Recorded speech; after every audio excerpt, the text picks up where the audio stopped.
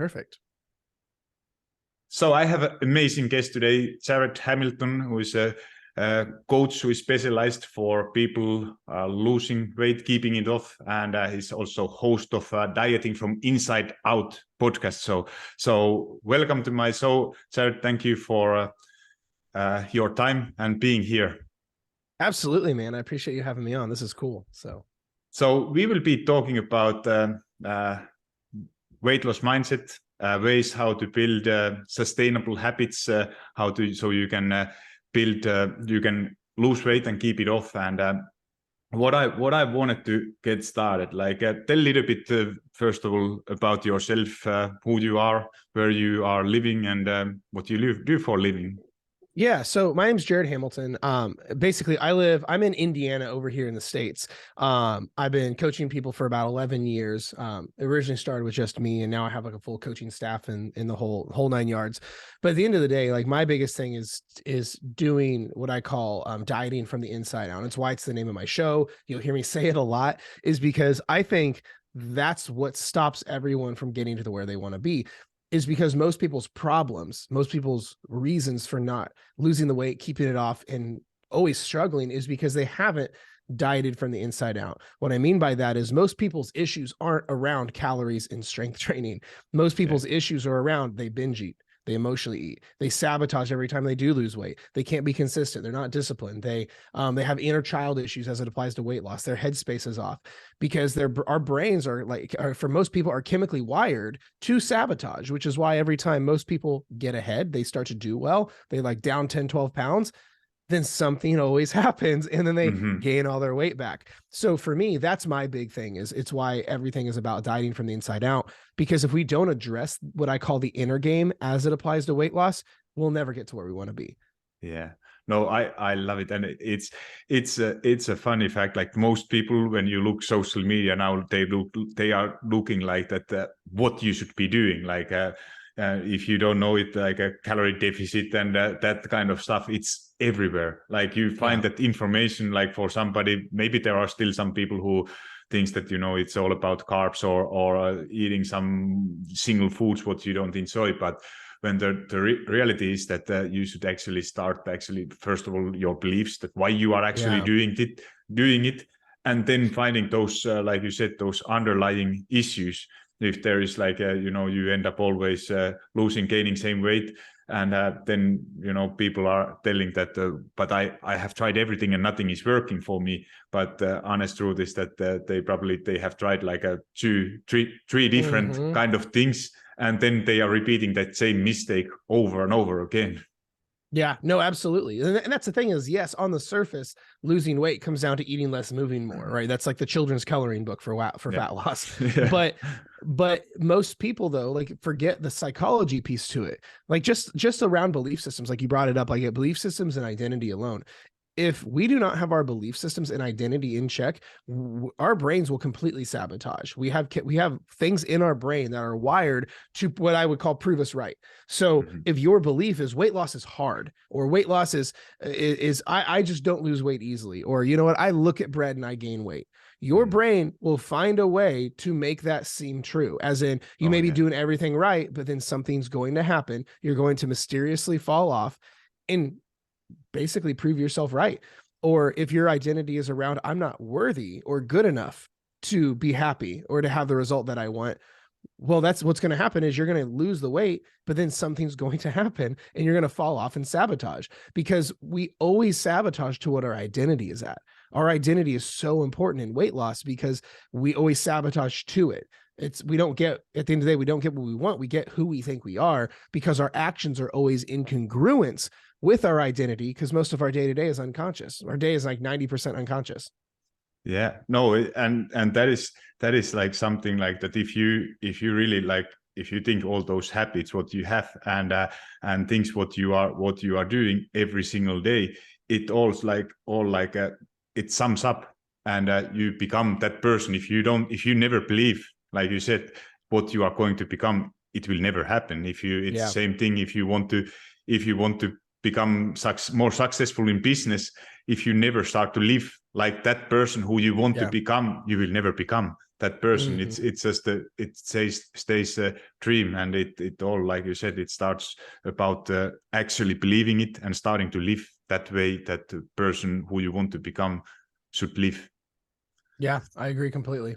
Absolutely. So what is something like what you like, you work with a lot of people, and what is something like when there's like that you are, for example, eating for emotions, how you are, what you would tell to somebody who is eating for emotions, where to get started to get rid of that? Yeah. So emotional eating's a big problem. And when people, I'll put it this way, like there's two reasons emotional eating is a really big deal. Because the way I like to talk about this is really set the frame of why emotional eating is such a big deal, then the tactics on how we can fix this. Because a lot of people don't believe emotional eating is that big of a deal. But there's two reasons emotional eating is debilitating. Number one is, on the surface, you will never get to where you want to be in the fat loss world. You will never lose the weight because we're emotional creatures. Part of being a human being is being an emotional creature. So telling an emotional creature not to be emotional is like telling us not to breathe. But if you like, think of it this way, if your goal is to, if your goal is to save money, but you're an emotional spender, you'll never save money. Every time you have a bad day, you'll go to Amazon or max your credit cards out. So on the surface, if you are an emotional eater, you will never lose the weight until we resolve that, because I'll be honest, not emotional eating is a hell of a calorie deficit.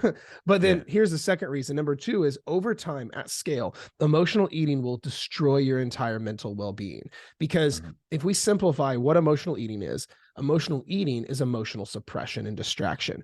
So I'll put it this way. When we're trying to numb ourselves to the negative feelings, stress, worry, anxiety, loneliness, overwhelm, whatever it is, and we go, ooh, I don't want to feel this. So you go to food to distract yourself or to suppress it. That's all emotional eating is. The problem is, over time, you may not feel as depressed or sad, but you'll be totally emotionally numb. You won't be as happy or as present or as grateful. It's like when I had knee surgery a few years ago and the doctor put anesthesia in my knee.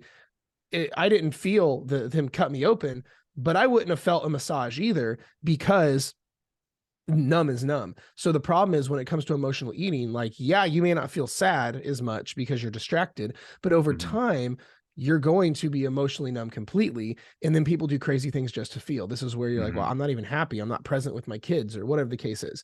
So emotional eating is huge. Now, how we fix it. So at the end of the day, emotional eating, if that's what it's at its roots is emotional suppression or distraction, we have to do the one thing we don't want to do, which is holding space for those emotions. Because if that's what it is I feel sad, I distract with food, well, then I need to sit with those emotions. I like to give the example of, like, what if this was your kid?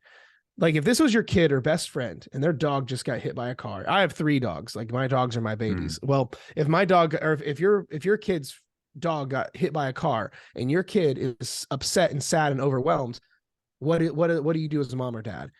I bet you don't tell them to go shut up, have some cereal, or here's ice cream. You don't do that, right? No one would do that. What does everyone do? They go, oh, honey, come here.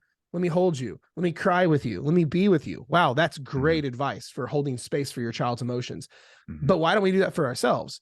Because the emotion hurts. But there's an old saying that goes, feeling is healing, which is why whenever we have these negative emotions, we need to learn to allow ourselves to feel those like if it was anyone else, not judge them, not try to suppress them. Where basically, when you emotionally eat, you are telling your inner child, you are not allowed to feel that here. It is not safe. You are not supposed to feel this, not when I'm around, which is debilitating for a child. So how we do this is, I really teach us in 2 different ways. We, number one, either journal or meditate. What I mean by that specifically is, like with meditation, it's just sitting with it, sitting with the emotion, sitting with the trigger. If all of a sudden you had a bad day at work and you're sad, go sit and let yourself be sad, and go allow yourself to be sad. Just like if your best friend was sad, you would sit with her and just let her talk to you. Now, a lot of people are a little bit hesitant to meditate or sit with it, because if they've never sat with it, it can be pretty overwhelming. This is why my favorite entry level to inner work is through journaling. But what I mean by that is but I'm not talking about, like, there's a million different ways to journal. I'm talking about just writing what you feel. As in, if you had a bad day at work and you're sad and overwhelmed and you're about to turn to food, I want you to go take out a cheap notebook, and all you're going to do is do a brain dump or an emotional dump onto the paper. No one's going to read it. You're just getting what's in to come out. Like, it may be like, man, I'm feeling like absolute shit today. It's like life is against me. The world's fucking destroying me. I'm so sad. I'm so overwhelmed. I don't even know if I'll make it through. All you're doing is writing it out. And I always say journaling is like pooping. You just know when you're done. And then that's now your coping mechanism every time you would go to emotionally eat. So on the surface, you're going to lose all sorts of weight because instead of turning to the pantry or ice cream, you're journaling instead, because now that's a hell of a calorie deficit. But then on a deeper level, over the next 10 years of this, because you're going to be an emotional motherfucker for the next decade, it's a very healthy and therapeutic way to handle your emotions separately from food. Yeah, no, I love it.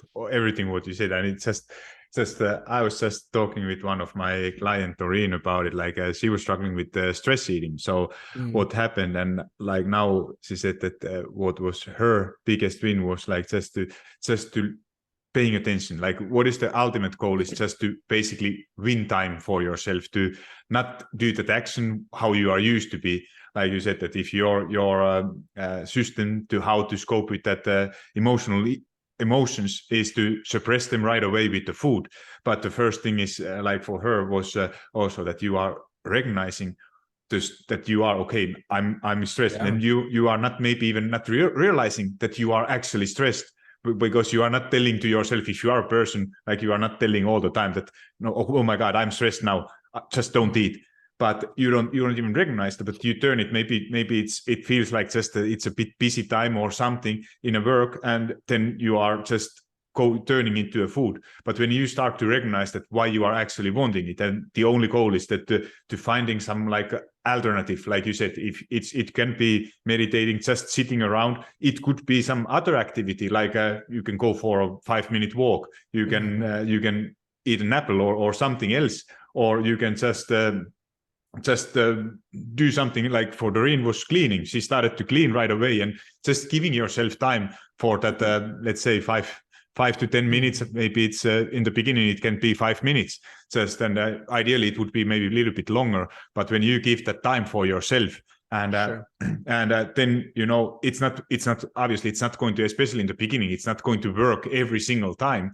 But when you practice it, and if you think it over time, it will improve. And if you say that now, if it's for past 100 times you were eating 95 times, and if you are able to improve it and go for only 85, that's a step forward, and that's a progress. And that is like kind of every time when you are voting for giving votes for yourself to become that new you who is able to stop that eating for emotions. But it's just really finding those ways how to suppress and let those emotions and accept it. Like you said, that those emotions, that they are totally normal part of being human, and that's just the way how you are going to address.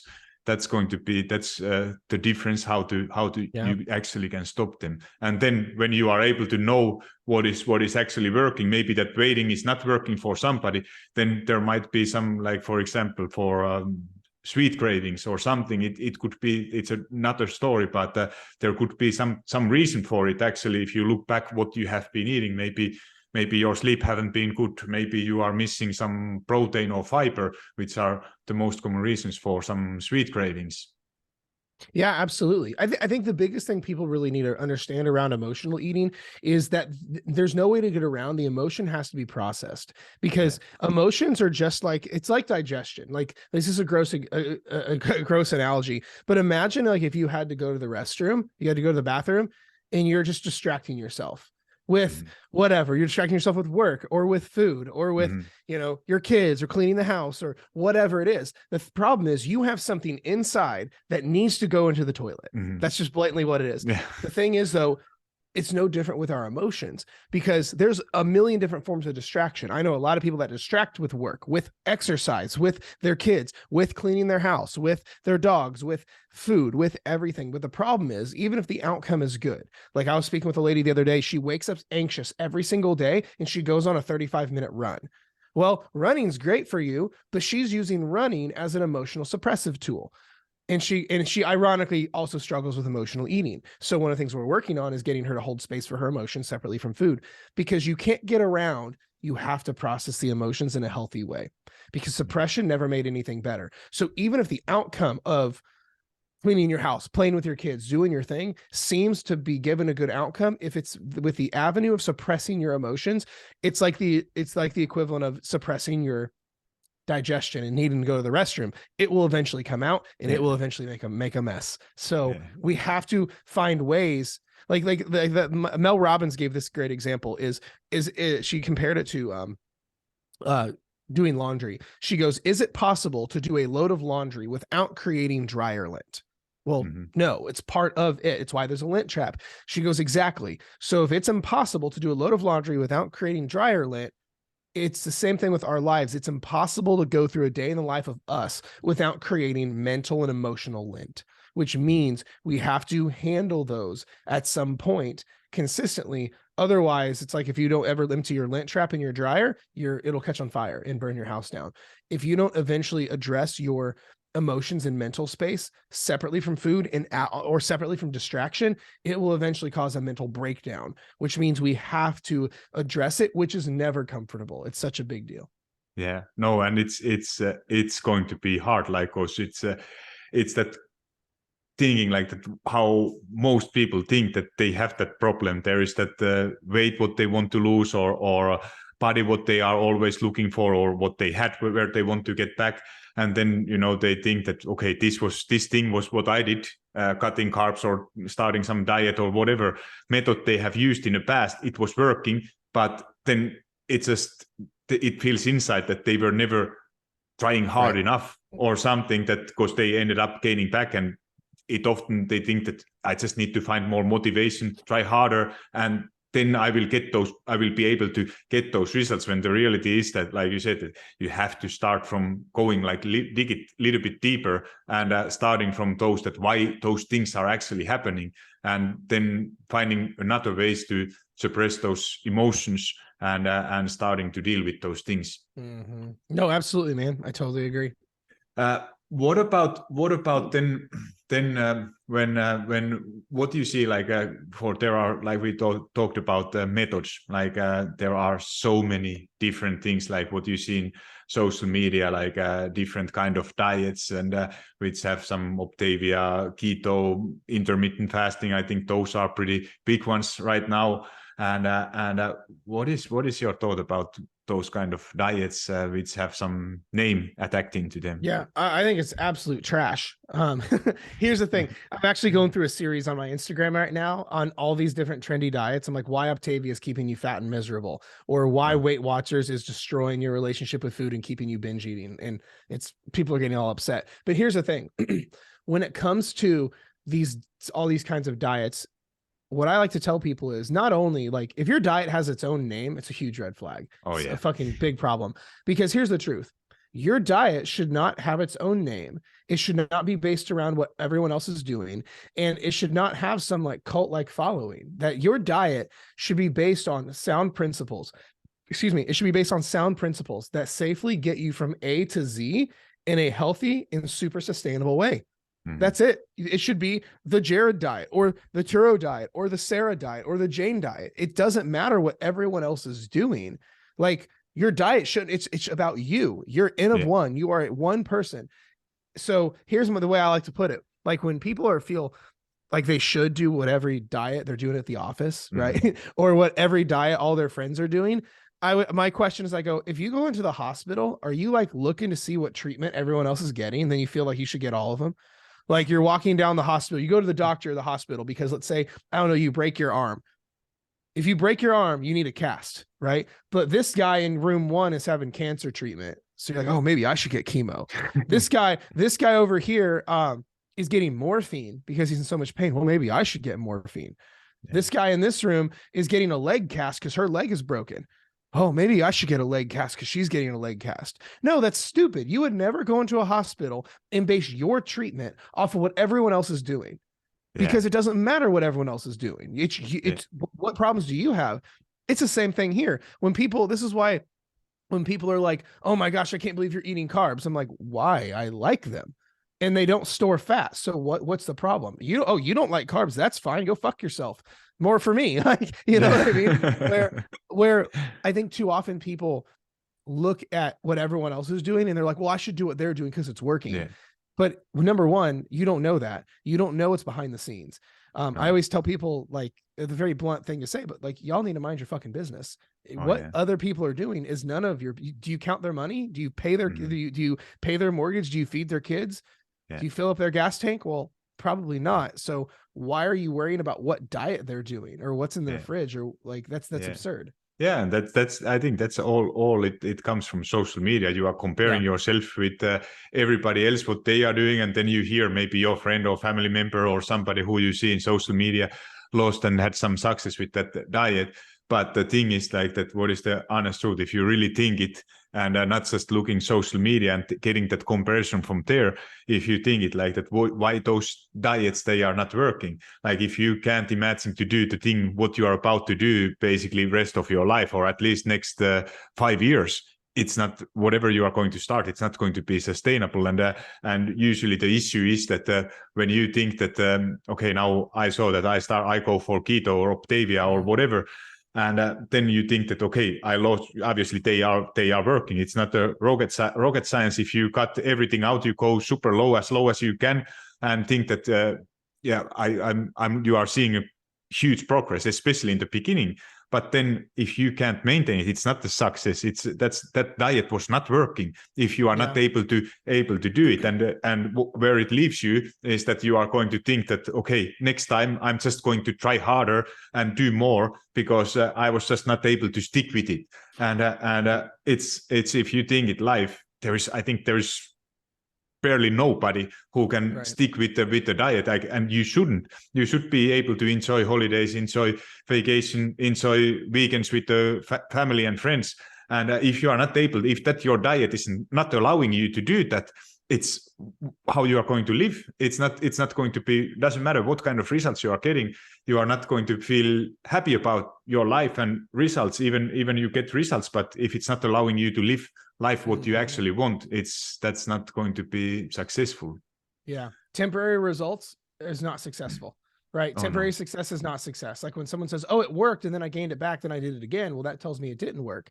Because at the end of the day, people need to realize, if the journey is unsustainable, then the results will be unsustainable. Like you don't get a journey that's totally unsustainable and unrealistic and then get sustainable results that last forever. That doesn't work.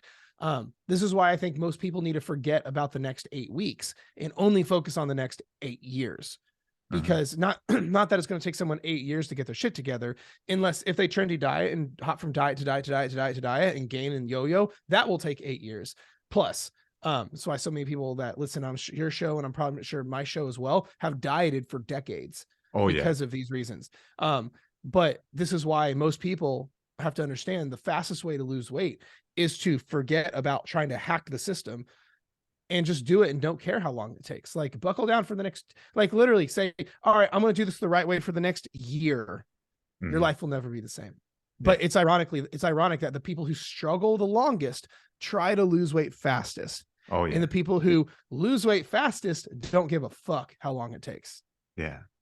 And it's all about that long-term game, that what you think that, because if you think that you are looking how to get fastest results in a month, but if you really think it, like let's say that year from today, where you are, those people who get the fastest results within first month are not who get the fastest results in a year. So even you give yourself time and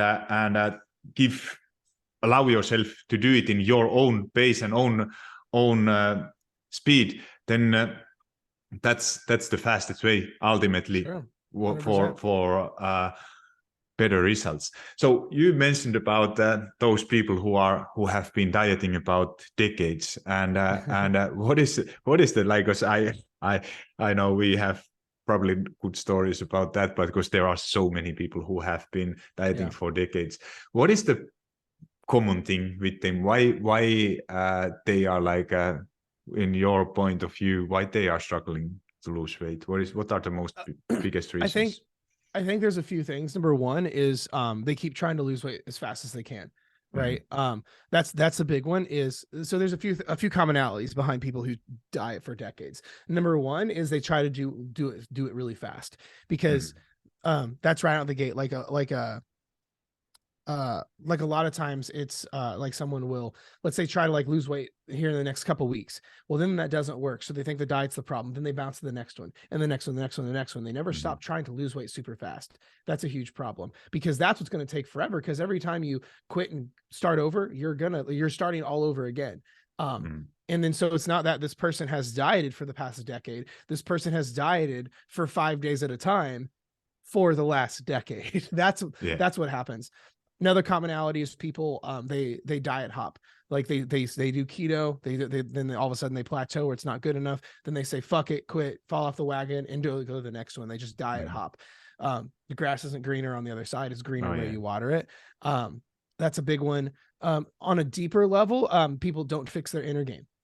Most people, like even when we coach people, like in our coaching program, we don't even let clients go into a fat loss phase until we go through our dieting from the inside out stage. Like if someone's binge eating, emotionally eating, and sabotaging, we don't let them go into weight loss yet, because we know they'll fuck it up. So we have to fix that first. Most people who I've found diet for decades haven't ever addressed their binge eating, their emotional eating, their sabotage, their inner child, their identity, their self-image, their sabotaging behavior, their psychology, because most people aren't taught how to do that.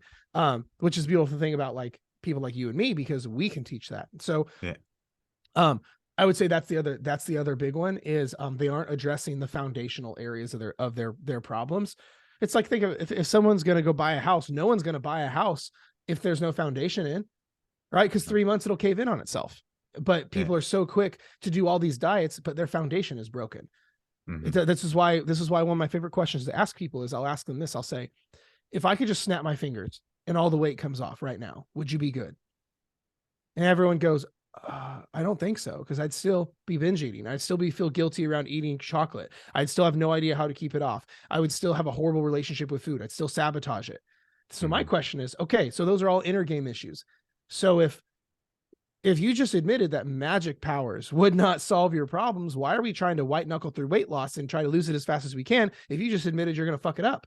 So why don't we address those issues? Because if I could snap my fingers and fix binge eating, emotional eating, sabotaging, emotional eating, all or nothing mentality, food relationships, all that shit, wouldn't it make weight loss like effortless? And everyone goes, huh, yeah, I think it would. And it would.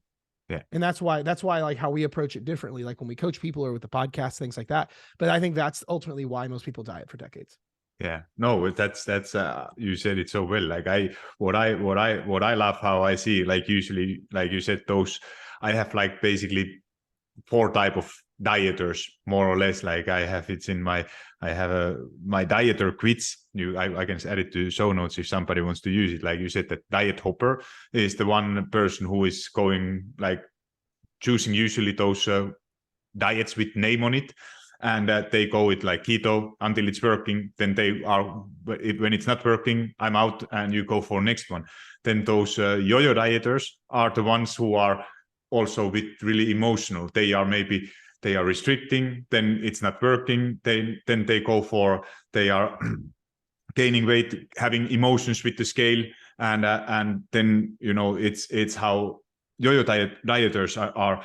And then there is like a unsuccessful calorie counters who I like to use, that they understand about calories, they might even track calories, but soon as scale is not moving, you think you are not seeing some progress, then they are like that, okay, I'm out of here, or I have to restrict more or try harder. And then you turn for that methods which are actually working, you have all those emotions on that. And then like that, what is that goal? Is that what is my signature program is that Be Sustainable Beast is the one like that you make data-driven decisions and not making those emotional decisions. And you understand when it's time to adjust, when it's time to go, like that you should not be year-long in a calorie deficit or decades or trying to lose weight, that it's a phase. It's a calorie deficit or fat loss is a phase. What you should like, it depends obviously for each individual, but usually, I don't know, 3 to 4 months is a long period of time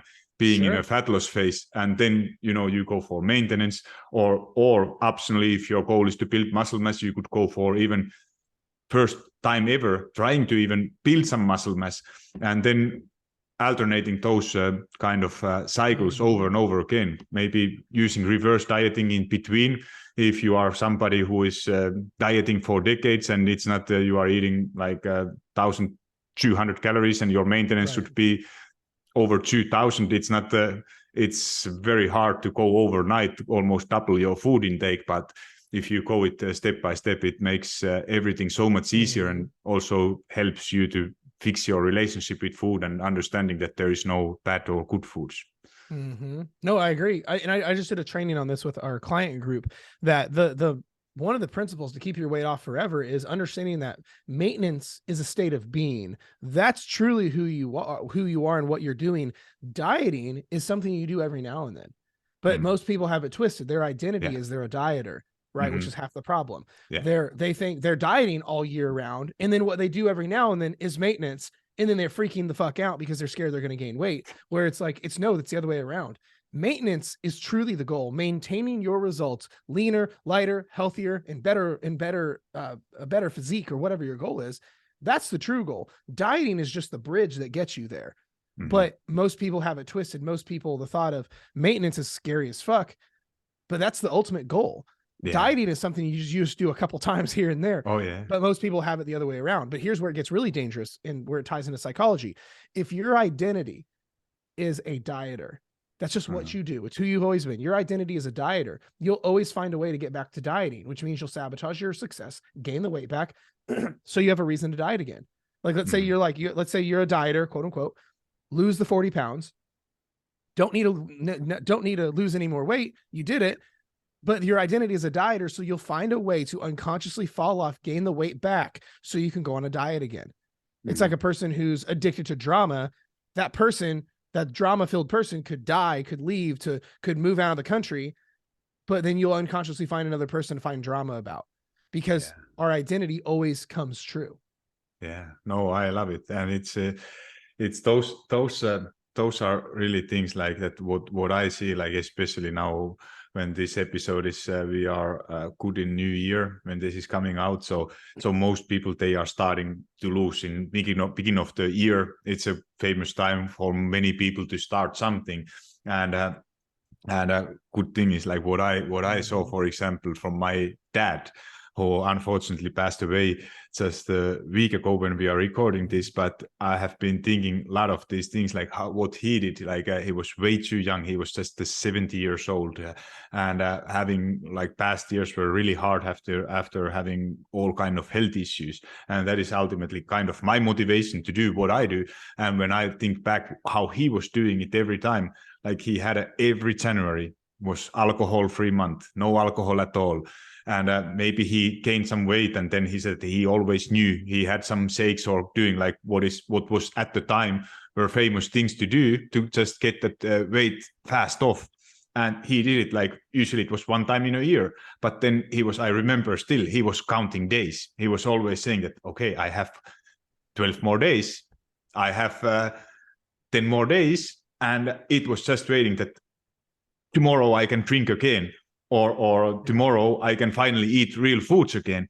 And this is something like that. And then, obviously you were just waiting that he was waiting that he can get back to that old him. He was never like addressing those underlying issues, why it happened, and or why he was keeping drinking, or why he was gaining always that weight back. Because if you, obviously it's working, but then in the end, you get tired of it. It's getting harder every time. More often you repeat that cycle, harder it will get every time. Your metabolism is going down. You don't pay attention for your protein or fiber intake.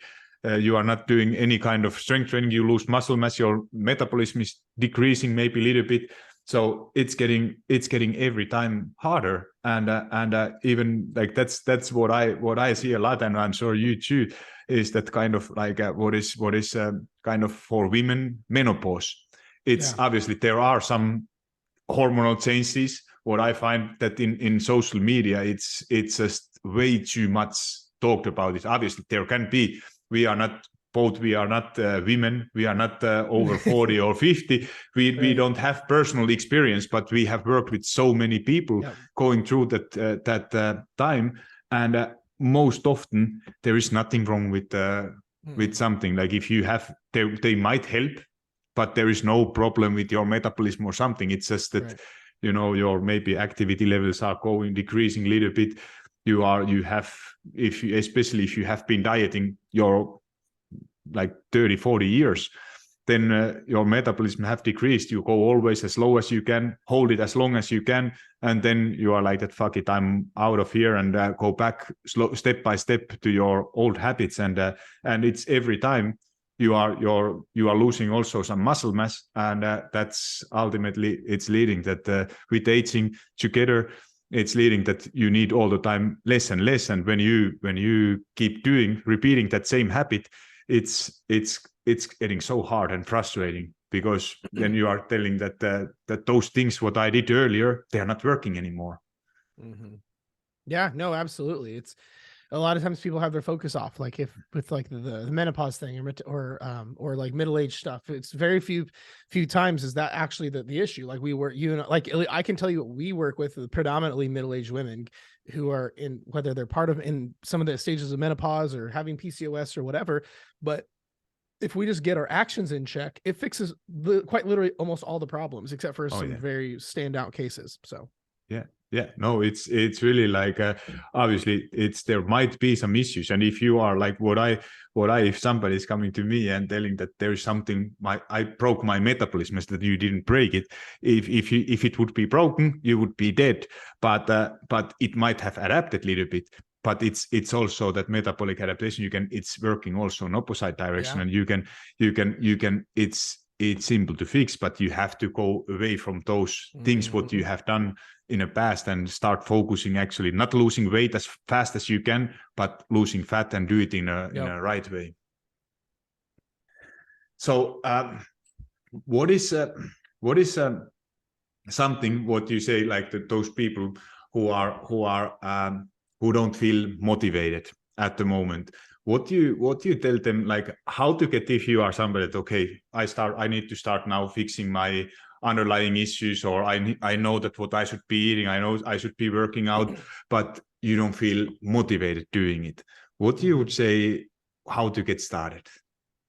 The rough answer is, so who cares if like it would be like me saying, hey, I'm not motivated to go to work. I might not go. Like, imagine, like, for those like listening, imagine if your husband came in and said, hey honey, I'm not feeling motivated to go to work. I know we have bills due. I know the kids need to eat, but I just don't feel like going to work. What would you say to him? You'd probably go, but you're going, right? It's here's the thing. Like, I know that sounds kind of rough. Here's the thing. I'm actually in the middle this whole past week, and I have a free, so for context, I have a free Facebook group that I help. I put a ton of free content in, and this past week the entire theme was what to do when motivation runs out, because it will. That's been the entire theme of this past week. I did a huge training on it, and there's a few things. Number one is you have to commit to showing up anyway, because motivation is like any other emotion. It's fleeting. It will go. You can't rely on it. Like, I can tell you as a coach, when it comes to working out, I don't love working out. I always tell, I made a joke, but I was serious the other day. I said, in a caption, I said, if I had $1 for every time I've been motivated to go train in the past 3 years, I'd have about $15. Like, but because like, that's the thing, is if we rely on motivation, we won't ever do it. Like, if we break it down logically, what percentage are you not motivated? Most people is at least 50%. 50 to 75%. Like, okay, so will you ever get to your results if you do not show up 50 to 75% of the time? Well, no. Okay. So we have to commit to showing up when we're not motivated. Here's the other thing. I think this is the number one thing. Well, I have two thoughts. Number one is we have to treat this like any other area in our life. We are not motivated to go to work. We're not motivated to pay our bills. You're not motivated to pay taxes. You're not motivated to brush your teeth. So why do we do all of those things? It's because we have reasons rooted in pain if we don't do them. If you don't go to work, your kids don't eat. If you don't go to work, you lose the house. If you don't pay your taxes, you go to jail. If you don't pay your water bill, it gets shut off. If you don't brush your teeth, your teeth will literally fall out. So we have reasons rooted in pain. So motivation is actually it doesn't have anything to do with feeling like you want to. It's having reasons. Now, most people, when they don't show, when they're not motivated and they don't show up for themselves, they don't realize how bad their life is going to get if they continue down that path. Yeah. So for example, like I'm fully convinced if people could see into the future and see how shitty their life will be if they don't get their shit together, they would execute immediately. Because if I were to say this, like, let's say someone's like, oh, I'm not motivated, so I'm not going to do my inner work or work out or eat right. I go, this is extreme, but what if someone said, okay, I'm going to blow up your house with everyone in it if you don't get your shit together? Well, all of a sudden you would get your shit together that fast. Well, why? Why though? It's because you have a lot to lose. Yeah. You have big things on the line. So like, that's the thing is what if, a little angel came into your life and said, hey, if you don't get your shit together, you're going to die 10 years early. Hey, if you don't get your shit together, your daughter is going to struggle worse than you struggle because she's watching. Well, if that little angel came in and said, hey, you're going to have grandkids, but you're going to be so out of shape, you can't even play with them on the ground. What if that little thing came in, the angel came in and said, hey, you're going to have this crazy opportunity here in about 3 years, but you're going to have to turn it down because you're going to be on so many medications and you're going to be so out of shape and you're going to hate so much about the way you look and feel. You're going to turn down this life-changing opportunity. Well, if we knew that, we would get our shit together because we have a lot to miss out. We're going to lose a lot of things.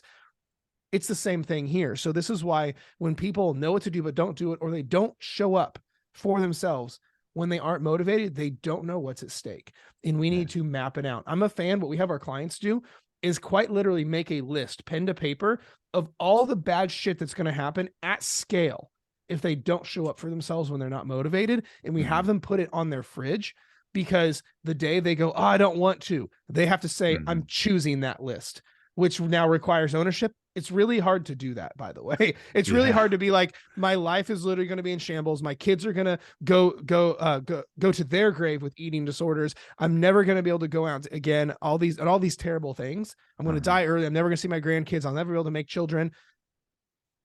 It's really hard to say I'm choosing that today because I don't feel like working out. We just had a client. She shared a really nice testimonial in our Facebook group. Didn't ask her to, she just posted it. She had a lot to lose if she didn't get her shit together. She said, coach, when she signed up for coaching, she said she'd fired 7 personal trainers in the past because they didn't help. And this was her last effort. And the biggest reason she wanted to get in shape and healthy is because she couldn't have children and she wanted to grow her family. And she's tried for these past 7 trainers and it hasn't worked. She gave me and my team one shot, and she was working with my head coach, and she's pregnant. Wow. Like she literally and she's like, my life is never going to be the same, in a good way. But like, imagine if she didn't have those reasons behind her, she would have fallen off completely. Now her life will never be the same. It's because when we are not motivated and we don't execute, it's because we don't know what's at stake. We don't have any idea of what we're going to miss out on. Yeah, no, and I love it. Everything what you said, it's so well said. So, because this is something like that deeper motivation, and we go back again, your beliefs, why you are actually doing it, because it's easy nowadays. Like if you think, because you don't get, like if you miss workout today, what's the point? It's not going to make any big difference tomorrow. But if you think it like in a decade, in 5 years, you might be a totally different person. And those, like everything, if you are eating like shit, you are not working out, you pay the bill end of the, like in maybe decade, maybe in 20 years, maybe 30 years. It takes a long time, but I believe that you always get what you deserve, or at least you give a bigger chances for yourself to become that, to live quality life, longer life, age healthier, whatever your goal is, or this is like that, to getting pregnant. Like this is, I also work with that. Those are like, as a coach, those are the best things what you can have when some client is trying to get baby, for example, and it haven't worked. And then, you start to change your things. You are starting to change your habits, routines. And then at some point, obviously it might affect, it might not, it might be just luck also, but when you are doing it and when that kind of life changing things are happening, your life is never going to get same again. And this is like what I when I never thought earlier that I go so deep on my beliefs and why I'm doing what I'm doing, why it's important for me. Because if I have a tool what I love to use. It's called 7 levels of deep. I don't know if you have ever heard of it or done it, but it's basically just that you start at why you are doing. Like I was thinking like that why I'm doing what I'm doing, and I was like that I love helping people. And when I go deeper, then you ask that why that is important for you, and you repeat that same question with the answer why that is important for you 7 times. And it took some while, but when I did it, I was crying. Like it started from, I don't know, from my childhood, or that's huge. Trying to prove for my dad, making him love me more, or that kind of like really, really deep stuff. And then when I see that how my dad was struggling in the end of his life, like having a life with the 65, starting to have, or with the age of 60, having a huge health issues. And that is my motivation when I go to workout. Like I'm going to do everything I can that I'm not going to end up same, and to avoid it. Like that pain have to be so big that it's bigger that reason why you are why you're actually doing. And I'm exactly saying what you said, that workouts, if I especially strength training, I don't enjoy. I do it. I work out in my basement. It's fucking cold here at the moment, and when I go there, like if I think my past, let's say 10 workouts, maybe one time I was like that. Okay, today it's okay to work out. 4 to 5 times I did it because it was just in my calendar, and maybe 5 to 6 times I was hating it. I tried to talk to myself out of it and finding every single excuse to not do it, but I did it anyways. And that's hopefully making the difference. Yeah, absolutely, man. No, I totally understand where you're coming from. Absolutely. But this is like, obviously we all have our different reasons, and this is all, but the most important what you can take away from this is that you have to go deeper and finding those motivations why you are actually doing this. What is that your ultimate goal? And that goal have to be bigger, that to think it that today I don't feel, I feel like watching Netflix or whatever. And because obviously that is always a lot more comfortable than to go work out in a with lifting some heavy weights or something. 100%, man. Absolutely. Yeah.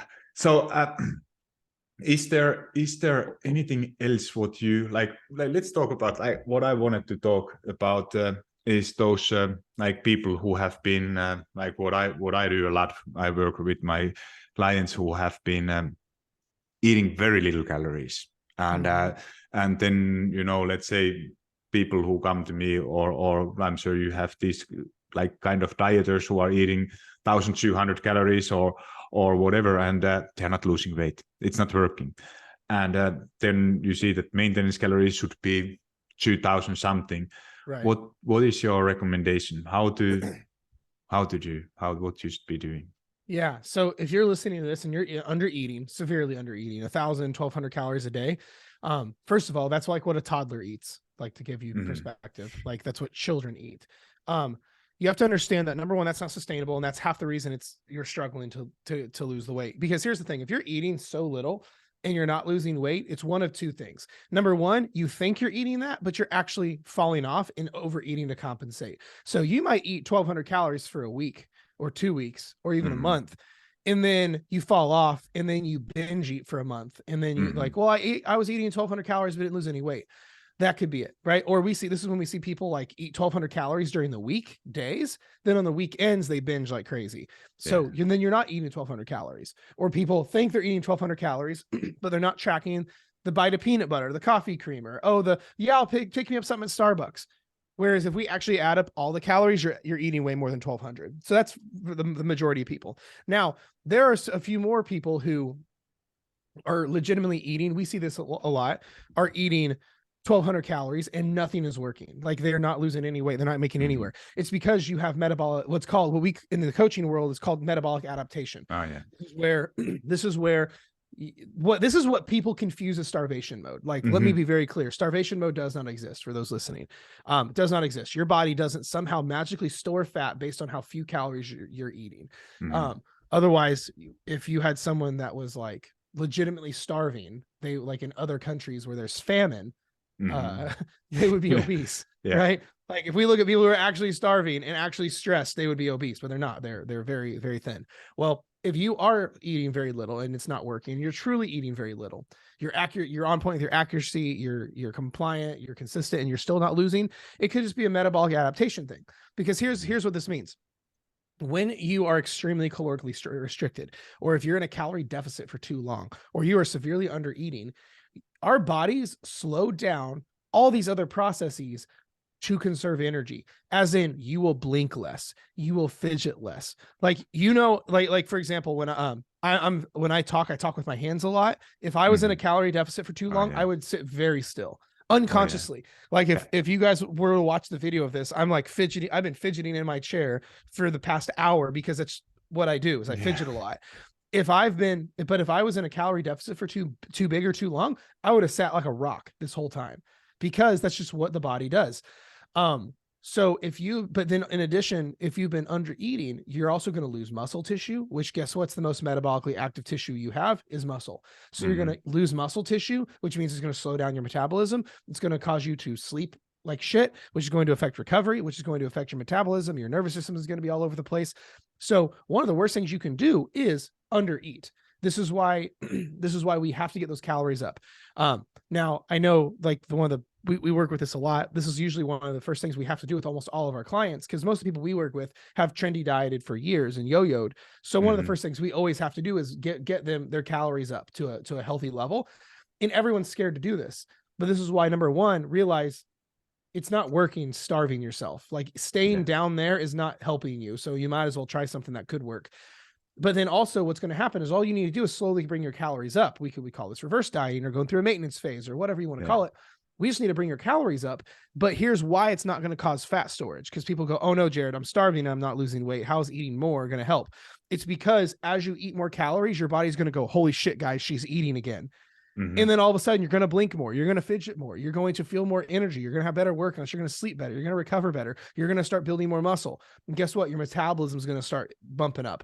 Then you're going to eat more. Then your metabolism is going to bump up. You're going to eat more. Then your metabolism is going to bump up.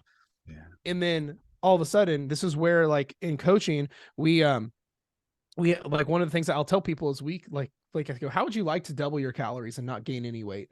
And they're like, how is that possible? I go, it's what we do. It's how reverse dieting works. It's how to do some metabolic restoration, is because one of the only true ways to fix your metabolism is via nutrition. It's not a pill. It's not a potion, a powder. It is manipulating how much you're actively eating and you're recovering.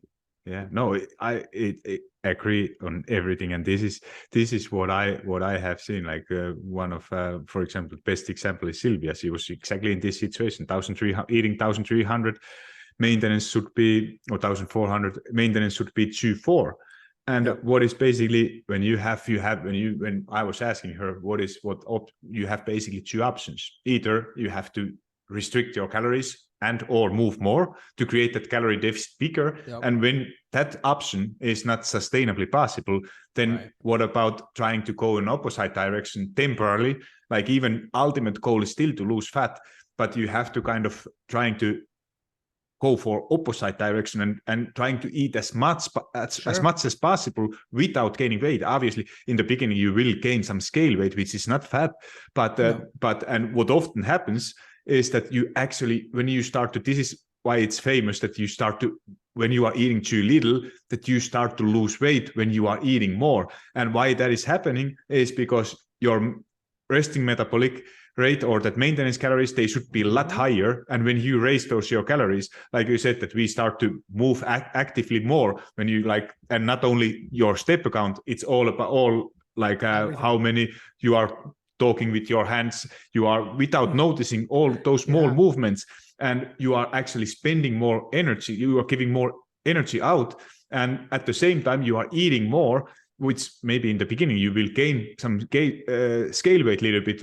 because your body is just holding a little bit more water. But then when you are starting to do those things more, you might actually start to lose weight. And it's not that you are eating more, you are still in a calorie deficit. It's just that your body is giving a lot more energy out. And this is the biggest, what I'm sure you see also, the biggest like kind of misunderstanding is that how is that eating more is going to help you and make you lose actually weight.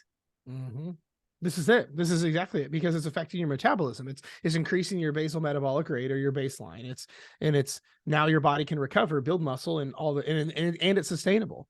Most people I know who's scared to eat more than 1,200 calories, I ask them if they'd be cool if their daughter emulated them, and they go, "Oh no, I wouldn't be okay." Well, if it's not okay for your kid, it's not okay for you.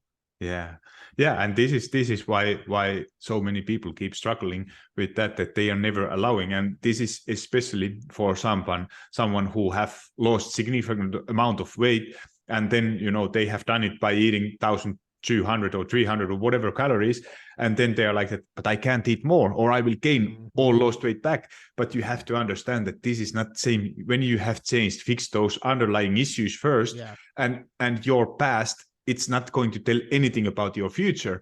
It's something what you can use as an experience, where you can learn, but it's not telling anything about your future. So when you are starting to add calories, you might still want to track them. You still might want to know what you are aware. And when you are not going to, even that scale is going up in first, let's say 10 to 14 days, you have to trust the process and allow yourself to eat more and see what is the highest point. If that then later on, if average scale weight is starting to go up, then it's a sign that now it's getting too much. But then it's nothing is it's always, you can always change this direction and adjust based on feedback, and not only scale weight. There are other metrics too what you should be measuring. Yeah, 100%, absolutely. Perfect. That was such fun, and time went so fast. I know it. Jared, where people can find you, and if somebody want to work with you, how to find you. Yeah, definitely. So there's a few places, if you like this conversation, that you can go to. Number one is I have my show. I have a podcast that I pour into. It's called Dieting from the Inside Out. You can either go to dietingfromtheinsideout.com and go there, or it's everywhere podcasts are found. But we also have the full length YouTube videos for that as well. So if you like to watch your interviews, that's there. But we just launched the podcast site, and we now even have all the episodes transcribed. So if you would rather read the podcast like blog fashion, that's there. If you like this kind of content, but you like the shorter form stuff, like in your Instagram or TikTok, I'm on both of those at Real Jared Hamilton. And then I do have a private, it's basically a free Facebook community, because I think everyone needs a home base where they can go to get loved on, to get support, to get some accountability, to get their problems answered for free. So I do have a free Facebook community called Fat Loss Simplified. Just search that in inside Facebook, and you'll find my group, and I do trainings all in there. Like a lot of the stuff we talked about today, I just did big trainings on like last week. Like it's crazy. So, and that's the easiest spot to find me. So. Awesome. I will add those links also to show notes, so make sure to check them there, and go to support Jared. He's like you. If you listened until now, you know that he's such a great inspiration and helpful. So thank you again for your time, and we talk to you soon. I appreciate it, man. Thank you.